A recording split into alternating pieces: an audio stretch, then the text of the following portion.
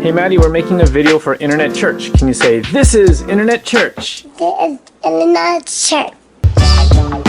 So Justin's business and livelihood is based on technology. His cameras, his lights, his gear, and he's got thousands and thousands and thousands and thousands of dollars invested in it. And yet, this knucklehead chooses to capture the most important moments in what he calls his dad cam. And I'm curious as to why. All right, so you're telling me about this appeal about the camera. Why? I think because the big camera sometimes gets in the way of what actually matters, and sometimes making a video gets in the way of just doing life. So this dad cam, I think it allows us for that little mix. Capture memories, but also just be present.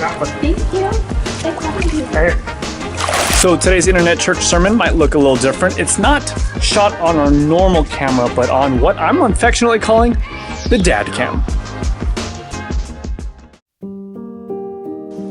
A couple of months ago, I bought what I'm now calling my dad cam. And the reason why is pretty simple. Most of the memories that I have as a kid come because my dad had a camcorder at the ready. One of my favorite things to do as a kid was to watch old family videos of my siblings and I hanging out at the pool, or my latest martial arts competition, or some musical performance that we were being chorused into doing. It seemed to me that no matter where we went, Dad was always filming, smiling as we did life. Fun fact, that's actually how the whole YouTube ministry originally got started. The very first YouTube video on my channel is of me proposing to Emily nearly 10 years ago. We got married and eventually moved across the country, and we wanted to document our journey through videos so that we could share them with our kids when they got of age. Well, obviously the online family vlog eventually evolved into something different than we dreamed, but for a while now, we've been wanting to move back in that original direction, back to simpler times, less distracted times. That's actually what the dad cam represents to me, a less distracted life. And I found that while it's great having access to all the fancy gear that I might want, that this stuff just got in the way of living life. It wasn't really realistic to carry around the giant setup when we were hanging out at the beach or playing at the park with some friends. Andy Bernard said, "I wish there was a way to know that you're in the good old days before you've actually left them. I want to document life now because I believe that these are the good old days." It's my birthday. It's your birthday! How old are you? Show me. What's that? 1, 2, 3 years old. Now, I didn't always have this perspective. In fact, for much of my life, I thought that the best was yet to come. That life was about enduring or rushing through this current season to get to a more established season, a more successful era of my life. I used to think to myself, life will get good when? Well, when I graduate college, or when I get a good job, or when I find that special person. The good life for me was always just out of reach.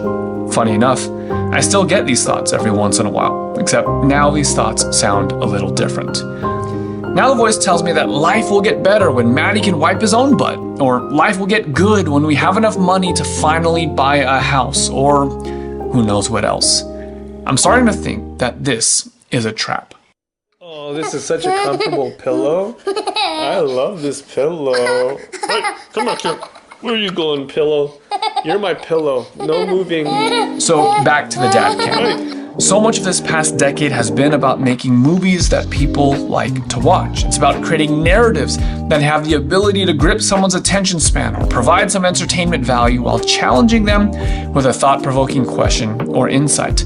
It's a work that I genuinely love, but truth be told, it wasn't what I initially set out to do. Some of you may not know that I had no intention to plant an online church or reach millions with the gospel. The reason why Emily and I started creating YouTube videos was merely to document what God was doing in that season of our lives. The thinking was simple. Something exciting is happening right now, and we want to immortalize these memories. This is what the dad cam is about to me. Vlogging rig. Babe, tell me the truth. I just took a shower. Do you miss vlogging at all? When we first started vlogging, we were like not parents yet, and now we're parents, so it's been like a different season, in a good way. As awkward or embarrassing as it might have felt to have my dad chase me with the camcorder as a kid, I can now say I get it. A dad with his camcorder is another way of saying that this right here matters to me. You matter to me. You are worthy of my attention.